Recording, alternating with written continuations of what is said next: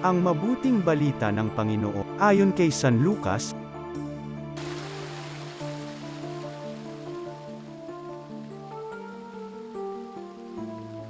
Noong panahong iyon, nagmamadali ang mga pastol na lumakad patungong Bethlehem at nakita nila sina Maria at Jose, at ang sanggol na nakahiga sa sabsaban.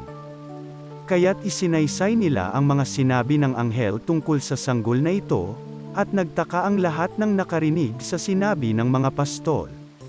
Natanim sa isip ni Maria ang mga bagay na ito at kanyang pinagbulay-bulay. Umalis ang mga pastol na nagpupuri sa Diyos at nagpapahayag ng kanyang kadakilaan dahil sa lahat ng narinig nila at nakita na ayon sa ibinalita sa kanila ng anghel.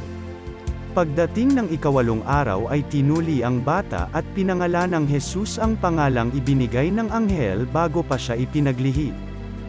Ang mabuting balita ng Panginoon.